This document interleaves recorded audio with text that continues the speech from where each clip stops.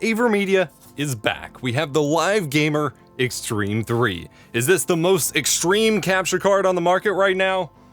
No. I'm EposVox, the Stream Professor, and I've covered nearly every capture card on the market. You can check out my full playlist of reviews linked below. And AVerMedia has now released their third Live Gamer Extreme model. The first one was around 2014, 2015, one of my first capture card reviews. The second one was around with the original round of 4K capture card options, and even at that point, I was kind of confused why they were releasing it, given the Live Gamer Ultra outperformed it in every way. And now they're late to the party on a lot of these features, and I'm not really sure why this capture card exists either. This is a USB 3.0, 3.1, 5 gigabit per second, still limited, HDMI 2.0 capture card. We're not seeing any HDMI 2.1 specs other than VRR support, so no 4K 120, nothing like that, and we're actually more limited in specs than usual. Physically, we also have, along with the lag-free pass-through, a 3.5mm line in and line out port, but this is not a microphone pass-through for like your controller to connect to, like many of the other capture cards that come with lately. This is a line in and line out, so it would be useful for running your GoXLR or some sort of other analog mixer through, if that's what you want to do for some reason, but not for controller use, which is kind of weird. I do know audio chipsets have been kind of hit really hard by the shortages, as probably have video, which is why this one's so late.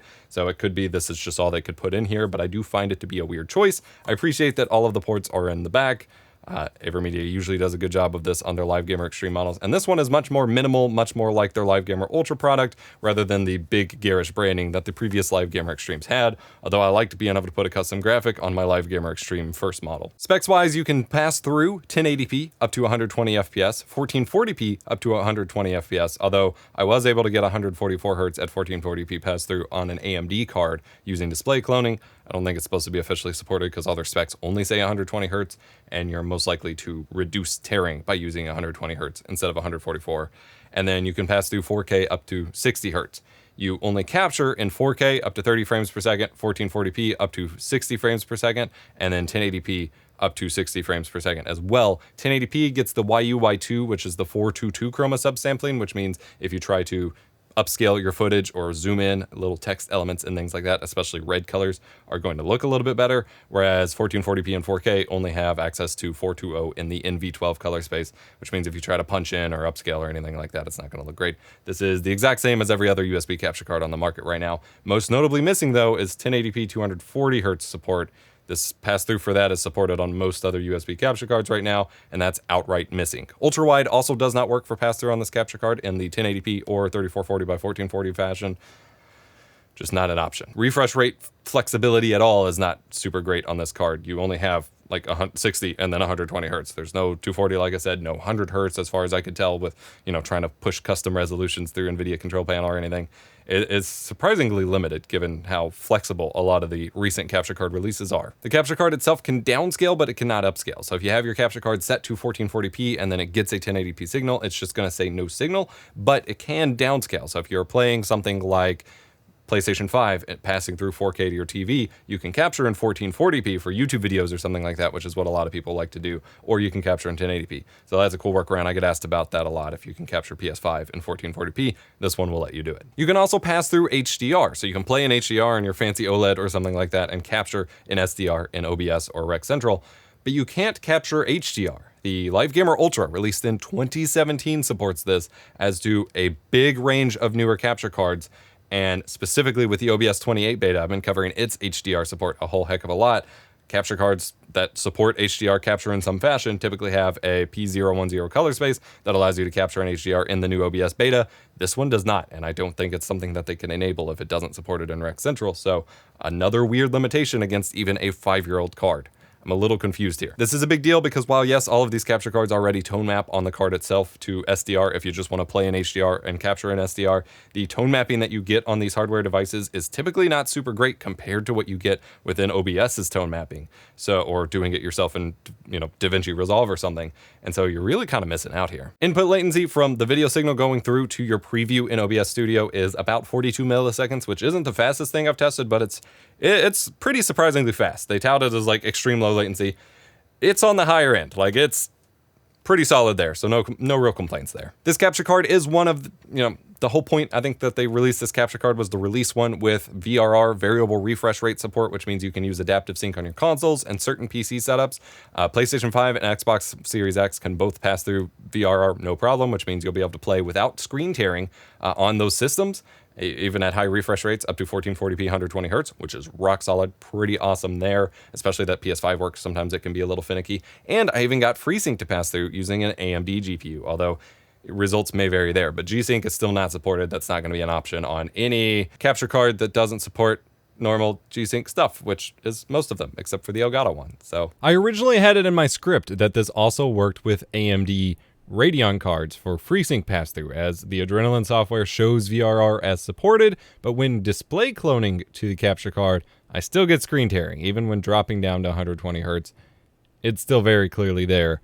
And whenever I tried pass-through to my 1440p, 144, 120 hertz monitor, it just kept flickering on and off and wouldn't actually show a signal. No matter what resolution or refresh rate I set it to, I pulled the power cord and reset it, did the same thing. And that's after I already had to turn off the HDCP detection because it decided my AMD GPU's output was HDCP protected, which is unlikely and not something I encounter with most capture cards. I don't know, man. I wanted to test some of the usual stuff that I test for, weird pass-through capabilities along with the Steam Deck, now that I have that as well. Steam Deck works. It just outputs, through a dock a normal 4K 60 signal. Had no issues with that. It looks like without the desktop mode, you can't set it to the 1280 by 800 mode anyway, so I wasn't able to test that specifically. Based on my other testing, though, I don't know that that mode would work, because moving on to the retro support, I had the worst possible time with this. RetroTINK 5X at 1080p and 1440p in the widescreen mode, the 2560 by 1440p mode that Mike added in a later firmware update, those both work fine. But the 4K 24, 25 hertz mode and the 1440p in the 1920 by 1440 4x3 mode do not work at all. 480p also doesn't work at all. And then moving on to the open source scan converter with the Super Nintendo, I couldn't get that to work whatsoever. Even with just no signal passing through it with the little black and white color bars that it does, I got some sort of wild, crazy green flickering that wasn't present on the pass-through to my TV. The pass-through worked, but even just no signal, just flickered like crazy and acted super weird. And then running through the modes with the Super Nintendo turned on, none of the pass-through modes would actually do anything. 2x, 4x, 5x, or 2x, 3x, 4x, 5x, none of those would work, like at all. No signal. I would get a signal through my TV and sometimes it would cut out, but it would still display. But on the capture card, I either got a black screen or just the weird green flickering. I also wanted to note real quick just that this hasn't been the most stable capture card experience in general. Every computer I plugged it into to use, which is 3 for these kinds of tests for the different workstations that I test different things on, when you first plug in the capture card, USB devices just completely freak out. Best case scenario, I had to just wait a while. Middle case scenario, I had to completely unplug a mouse and plug it back in to get it to work. And then worst case scenario on my main rig, it just completely blue screened and hung the rig and I had to manually restart the computer.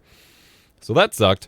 And then in the Xbox, when launching Warzone, if you have allow 4K checked and you have it set to 1440p 120, it will launch in a 4K 60 mode, and the capture card just could not handle that. At 14, when set to capture 1440p, it just said not supported.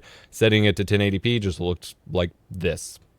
I don't know what's going on. Hopefully they can release some driver firmware fixes. There was already one during my review cycle, so hopefully they can release a couple firmware patches, clean this thing up. The Live Gamer Extreme 3 retails for $179.99 MSRP, which is competitive with just about all the other current USB offerings. Not a huge deal there. I do have a coupon code. I usually don't do these kinds of things, but if it's a discount for you all, why not? If you are interested in purchasing this up until August 31st over on Amazon, you can use coupon code 12EPOS20 to save $20 and get it for $159.99.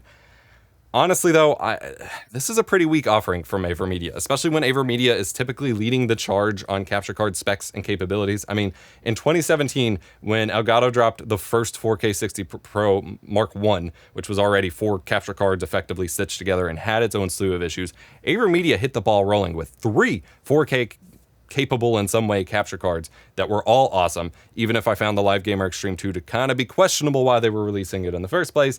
And now I'm left with this one where they're already late to the VRR party and showing up with weaker options in terms of audio, in terms of flexibility of the input formats.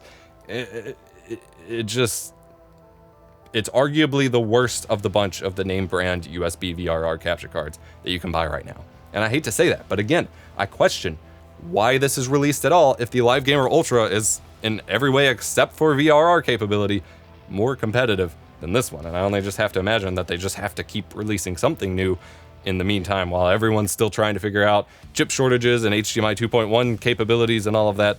This is just what 2022 looks like for capture cards, and it kind of sucks. I'm kind of disappointed, but maybe that's just what they got to do. But honestly, I wouldn't have released this if it was kind of put in front of me as an option, which is kind of weird to say. But if you like AVerMedia, if you like the Rec Central software, which plenty of people do, and you want to keep in that ecosystem, by all means, you can get it cheaply with my coupon code. But I would say if you're looking for like the better option of what's come out recently, there are much better options available to you. And that's unfortunate, but that's the state of capture cards at the moment. I really hope sometime within the first half of 2023, we start to see higher spec capture cards, because it's been kind of dry this year. But hey, AVerMedia also just laid off their entire North American like content creator, influencer, PR team and moved everything to their Taiwan headquarters and shut down their entire partner program, cutting off all their existing partners, and then immediately 3 weeks later starting it up anew, bringing on new people. So they've got their own issues to sort out. It's not our problem as consumers to deal with, but just wanted to let you know. Hope you enjoyed this video. All of my specs and documentation and all of that will be linked below. Join us on Discord, discord.gg/EposVox if you have any questions. I'm your stream professor. Remember, be kind, rewind.